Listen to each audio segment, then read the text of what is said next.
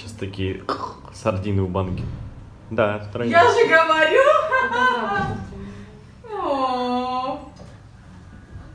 Да, всегда.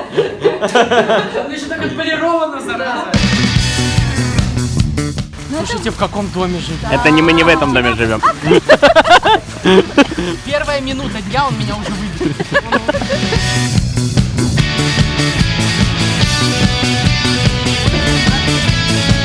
Девочкам вчера очень понравилась башня. Она такая красивая, такая красивая. Ну-ка быстрее сказали, красивая. Красивая, говорю. Я не видела. Доброе утро, Париж. Едем на площадь Согласия. С нее и начнем сегодняшний день.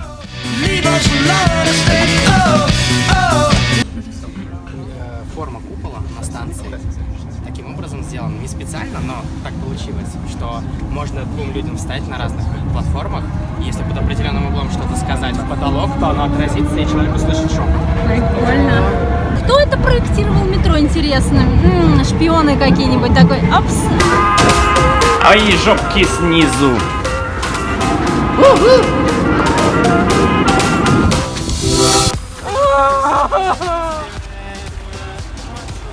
Так, в рядах неадекватышей пополнения. Башня, башня. Мы не узнали, что это то же самое место, если бы не колесо.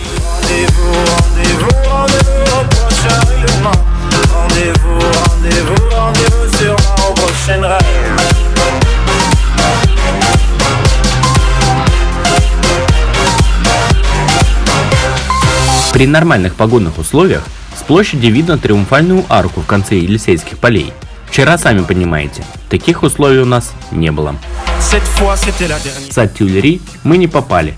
Из-за чего бы вы подумали? Из-за снега. Ой, нам сейчас охранник сказал: Путин, it's great, man. Париж не готов был к такому снегопаду, и весь сад закрыт.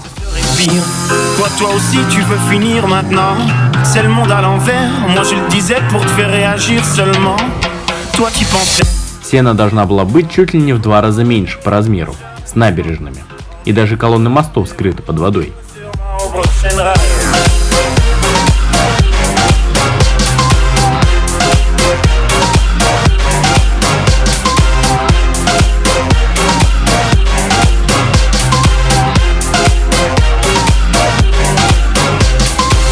Там, где сейчас стоит Женя, был уровень воды. В данный момент он идет на спад.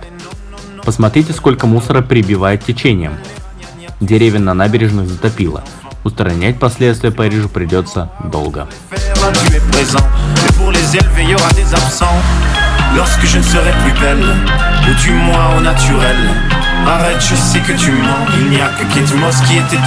Слушайте лайфхак. Как попасть в музей Орсе бесплатно? Подходите в кассу, показываете визу, получаете бесплатный билет. Видите, как прекрасно. Да. Фишка в том, что до 25 лет по Евровизе проход в музей бесплатный, а если вам более 25, просто не показывайте страницу с датой рождения.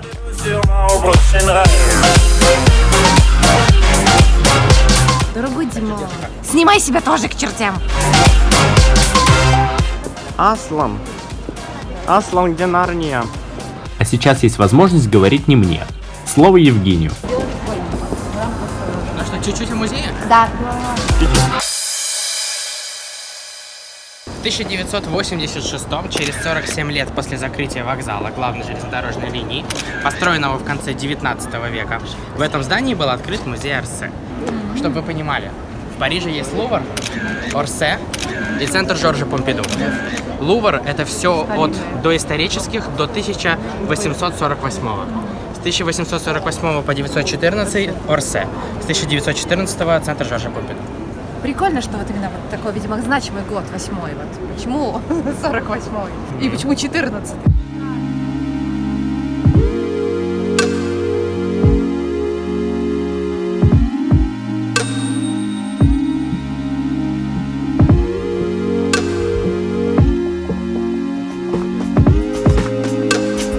Постараюсь не затягивать с музеем.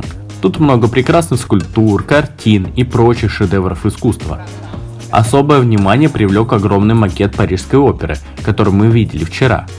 Очень детально в разрезе можно рассматривать все механизмы сцены, планировку зрительного зала, холла и прочих комнат этого мини-дворца.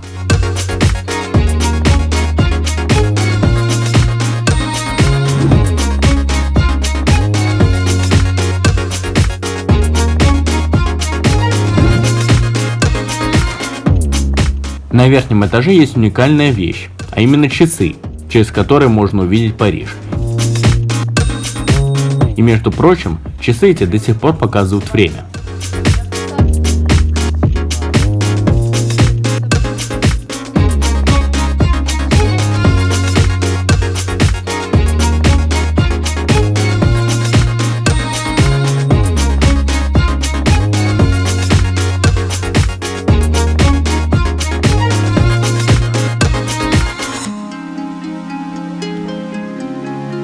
Мы смогли попасть только на 1 и 5 этаж музея. На остальные не пускали. И вот что выяснил Женя по этому поводу. Нет слов. Начинай. Знаете, почему закрыто? Ну. Из-за снега? Закрыли все со 2 по 4. То есть вот мы увидели все, что открыто. 1 и 5 этаж. А потому что в каждом зале должен быть смотритель. И сегодня большинство смотрителей не смогло добраться до работы из-за снега. Твою ж налево. Серьезно? Они откуда добираются, из России? Я в шоке. Не знаю, просто ну Видимо, как. в пригородах Нет, живут, я не других знаю. нет вариантов. Извините, это Да-да. Вот Это- Ну как бы люди деньги платят, они, блин, реально полмузея закрыли. Ты бесплатно прошел. Вот люди деньги платят, вот эти люди деньги платят. Вот, Можно я не буду выходить на работу из-за снега? Ой, снег выпал, не пойду. Пожалуйста. Ну что, говорим до свидания. До свидания. Мы увидимся еще. Ой, Непременно. не раз еще побываем в Париже. Непременно. В туалете? Да. Да.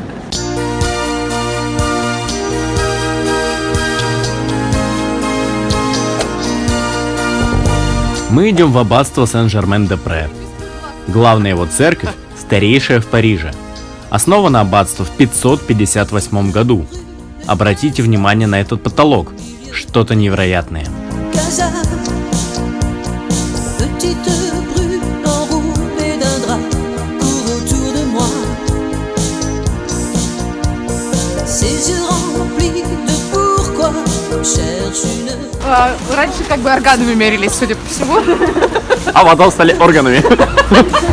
persuasion dans tout ce qu'elle croit. Одна из моих любимейших церквей – Сен-Сюльпис. Многие слышали о ней из известной книги и фильма «Код да Винчи». В фильме церковь представлена как место, хранящее многовековые тайны. Возможно, так и есть. А монах-альбинос Сайлас разбивает напольную плитку рядом с линией розы в надежде заполучить краеугольный камень. Недостроена, она в принципе другая. Там арка полукруглая, тут квадратная. Портик треугольный, тут полукруглый. Они по высоте разные, да. Найди 10 отличий.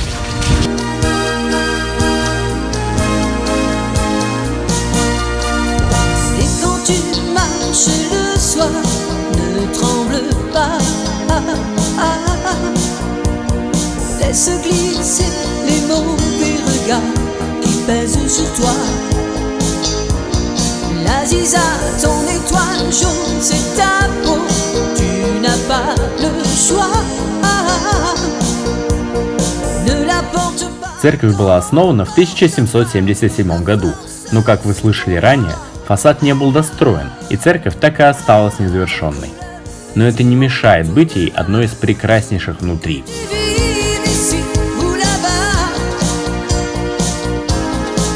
Danse avec moi. Si tu crois que ta vie est là, ce n'est pas un problème pour moi.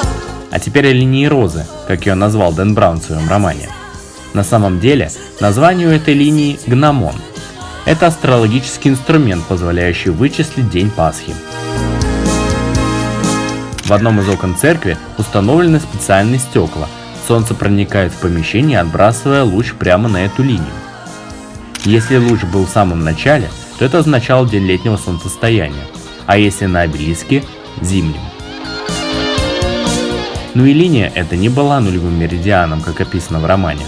Красная линия – это реальный, научный меридиан, а желтый – духовный меридиан Сен-Сюльпис. Ta couleur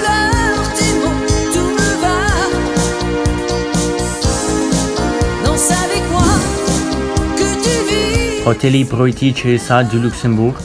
Обломитесь туристики, из-за снега он закрыт. Я достаю телефон. На нем лежит билет. И первые 2 секунды у меня мысль, что у меня с экраном. Что ж, довольствуемся видами за забором.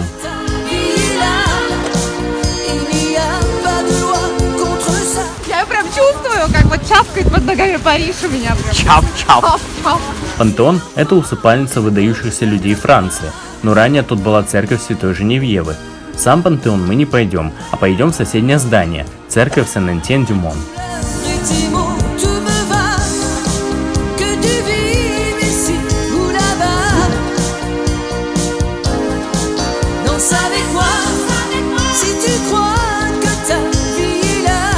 В Сен-Этьен-дю-Мон хранятся мощи Святой Женевьевы, покровительницы Парижа. Во время 5-летней осады города она привела по реке суда с припасами еды и раздала их народу, чем заслужила уважение граждан. Ее причислили к лику святых, и теперь к ней обращаются парижане за помощью. Ну а со временем записки ей пишут люди с разных уголков земли.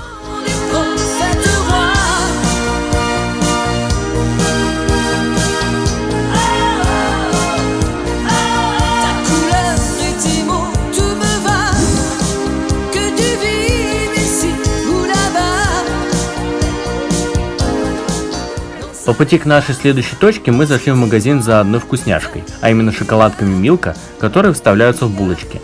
Милка и французский бриош – великолепное сочетание. В России не найдете.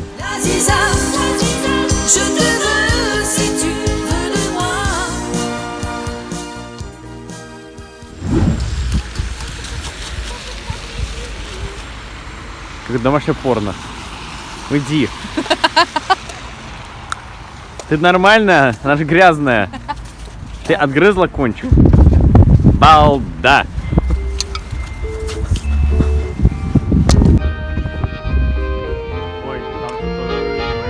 Ну а мы идем к звезде сегодняшнего дня. Вы видите Париж очень особое. Да, которые даже сами парижане редко видят, Потому что дома сидят. А это парижская мэрия. Где? Ой, красиво. Она очень красивая.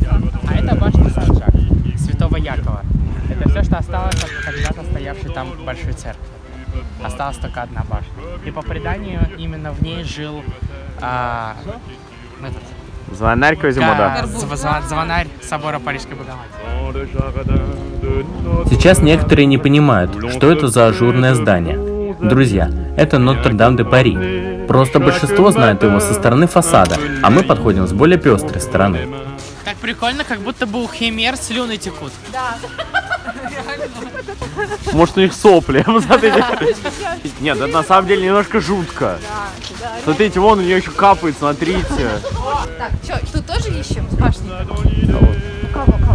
Кого башни?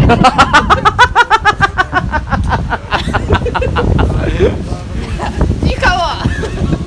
Обратите внимание на эту розу.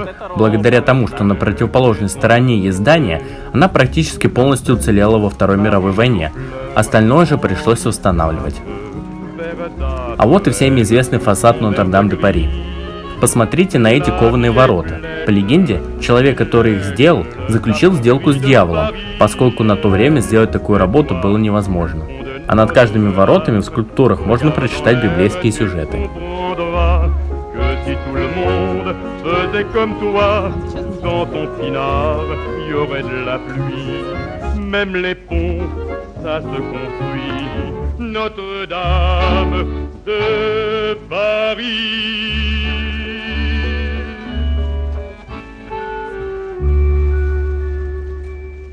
Здесь нет ничего лишнего. Просто только готика. Ничего больше.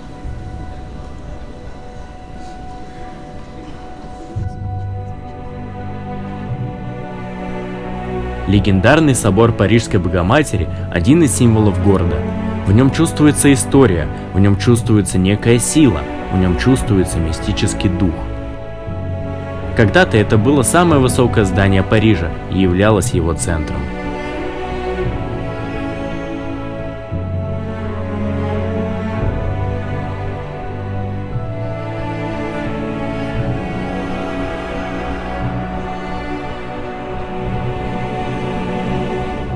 Никакое видео не передаст величие и размеры Нотр-Дам-де-Пари.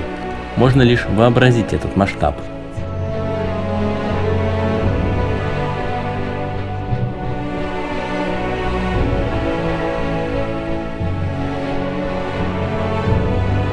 Этот рельеф показывает все значимые события из жизни Иисуса Христа. Поэтому, если вы интересуетесь историей, то обязательно ознакомьтесь.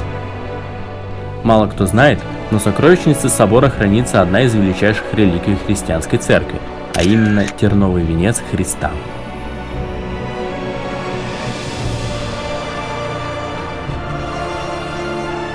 Вокруг этого невероятного макета мы ходили очень долго. Такая детализация. Особенно нас поразил вид вовнутрь собора.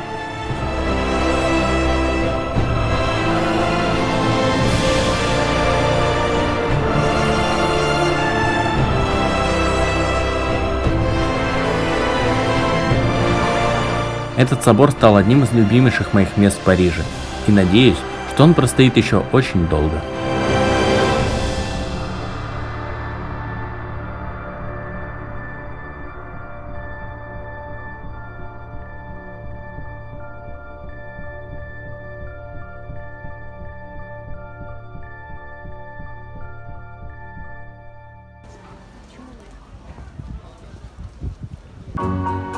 Пойдем дальше смотреть исторический центр Парижа.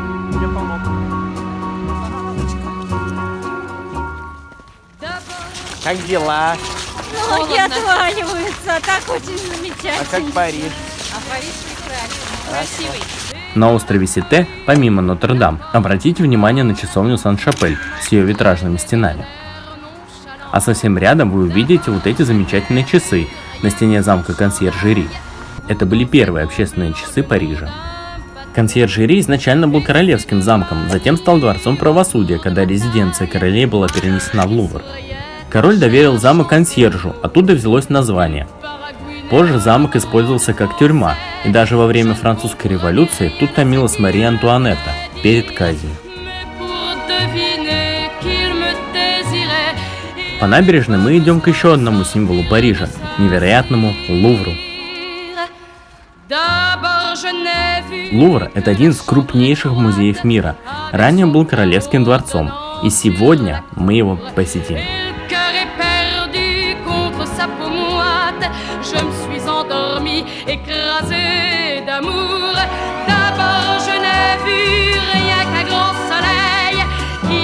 Рассказываю вам еще один лайфхак.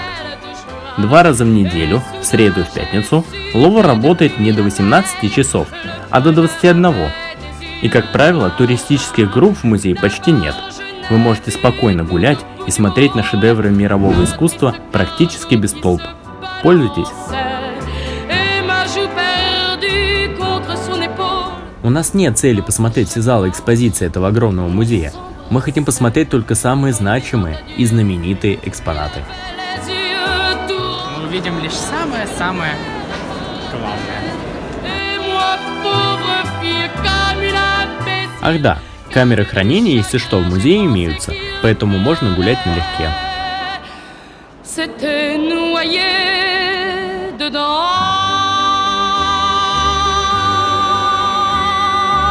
Когда тебе 30, а ты все еще живешь с мамой.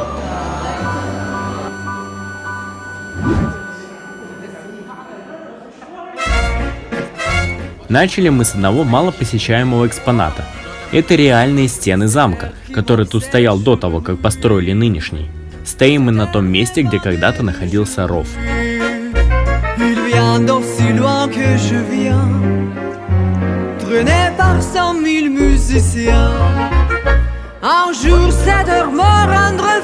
Эти стены обнаружили в 20 веке при раскопках. Сравнительно недавно. Тут, кстати, можно пройти во внутренний двор дворца.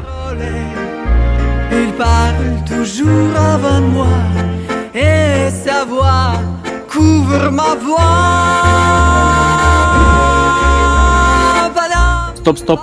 Сейчас рано в египетский зал. Сначала посмотрим на Венеру Милосскую. Линас. Il m'a fait le coup du souviens-toi. Padam, padam, padam. C'est un air qui me Вот теперь мы в одном из моих любимейших залов, египетском. И сразу входим в гробницу. Тесновато тут. Qui sait tout par cœur. Il dit, rappelle-toi, Мне очень нравится изучать их письменность. Это же нечто уникальное. puisque c'est ton tour. Y a pas de raison pour que tu ne pleures pas. Avec tes souvenirs sur les bras. Смотрите, как они 4400 лет назад делали вот это вот. Прикольно очень даже. Меня поражает то, что именно сам узор как будто бы не впуклый, а выпуклый. Это значит, они все пространство высекали. Обалденно.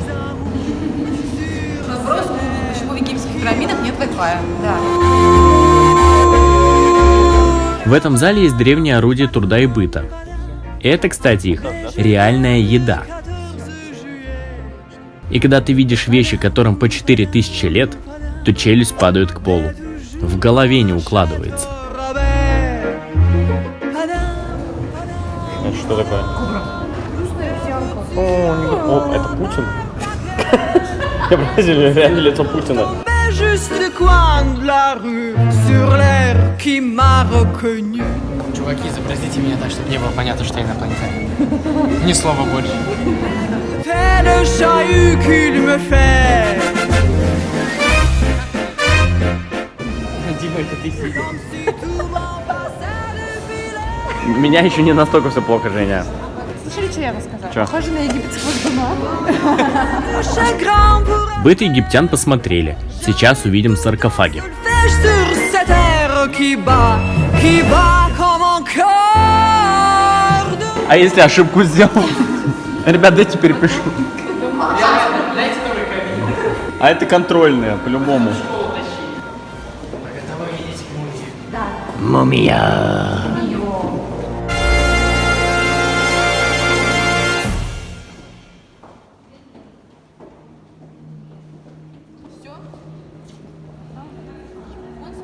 Они такие маленькие были. Мне кажется, они меньше, чем я. Это она? Что так запаковали?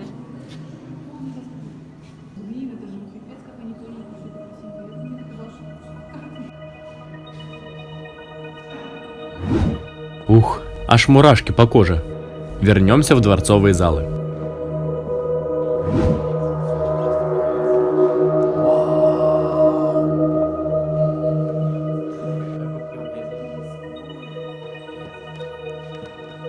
Вау. Ой, это внутренний. Теперь с подсветкой так. Значит, фреска называется «Дуры грешные». А вот это Евгений. Вот это Евгений. А это все дуры грешные. Прости нас, дур грешных. Но это мы поняли, что это сильно Джон Уин. Как-то так.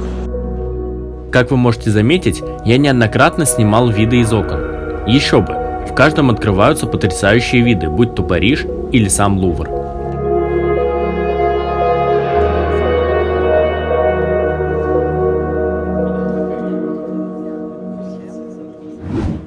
Но вы только посмотрите. Лувр сам представляет собой большой экспонат. Тут не только смотришь на экспозицию, но и на то, где она находится. 32 изумруда, 1138 бриллиантов.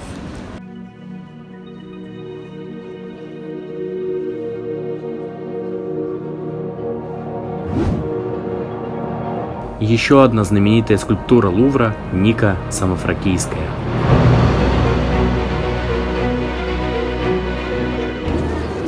Лен, ты уверен, что здесь можно есть?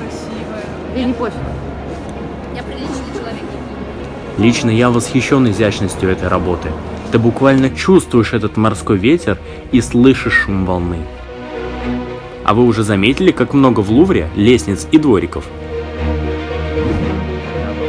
Да, вот тот самый пол, который узнал Роберт Лэнгдон в романе «Код да Винчи». Мы входим в Гранд-галери.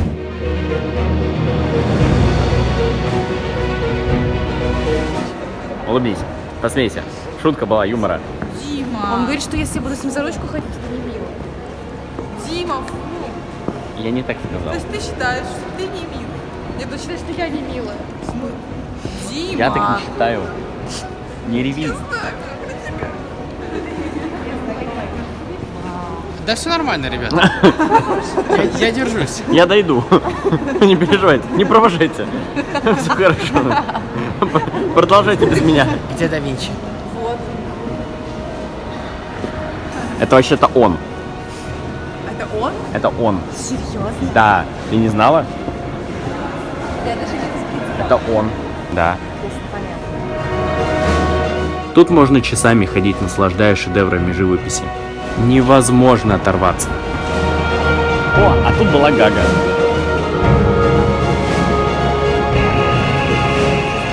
Ladies and gentlemen, the one and only Mona Lisa.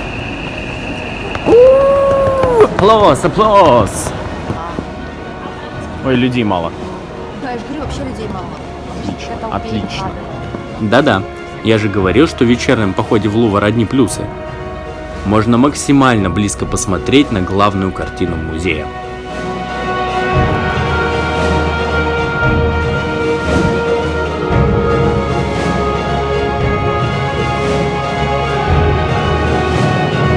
НЛО.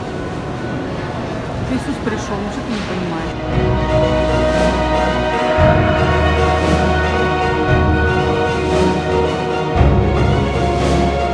Очень советую посетить залы с огромными полотнами. Тут мозг отказывается понимать, как один человек смог сотворить шедевр такого формата.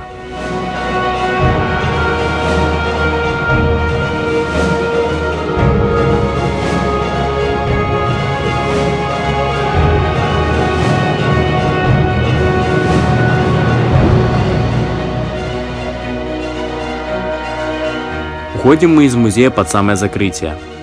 Я надеюсь, что многие загорели желанием увидеть все это своими глазами.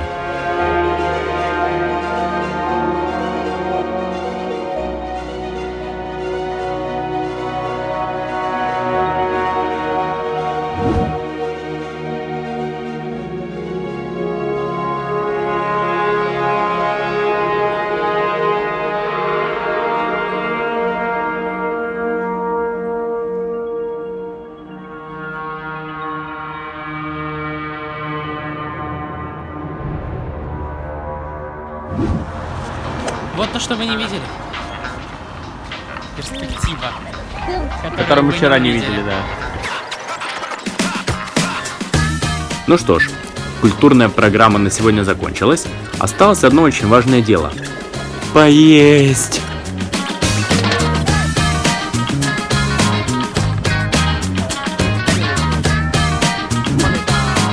Недалеко от Нотр-Дама есть улица, усеянная ресторанчиками. Мы хотим отведать французских блюд, поэтому это место отлично подходит. Мы сейчас идем по самой узкой улице Парижа. Мне там даже руки не расставить. И с нее выходим в гастрономическую галерею. Мы здесь были. Вот здесь мы точно были. Да.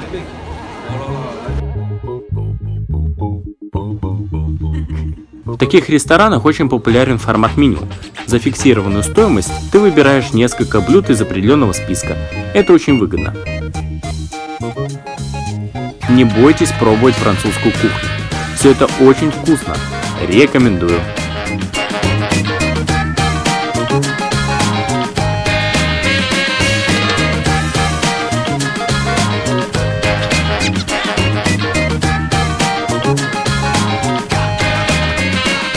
Закончив трапезу, пора и домой. Ну чё, вы довольны, Ребзя? Еп! Ви, Охрененно! c'était magnifique. Очень классно, вообще просто все. Ты и так не фонтан. Жень, ну ты так не фонтан. Тебе сейчас тоже фонтан будет. О, пошли танцевать. О, где кожа наша? Лена. Где кожа? Лена, садомаза. Ты где? Где наша кожа? Тебя зовут мальчик не забудь.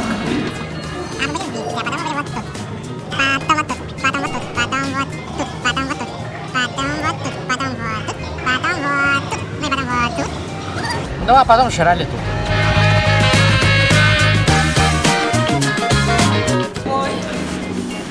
Не упади, зомби. Зомби.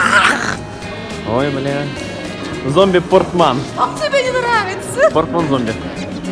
Как-то скатилась, мать. То лебедь, то зомби, что-то как-то роли у тебя. Я делаю селфи с Портман. Спорно. Портман? Спортмен. Спорно-портман. Точно, это твое альтер-эго. Порно-портман. Да. Порно-портман.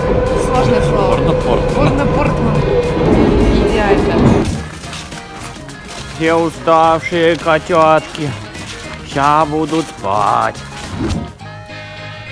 Посильней.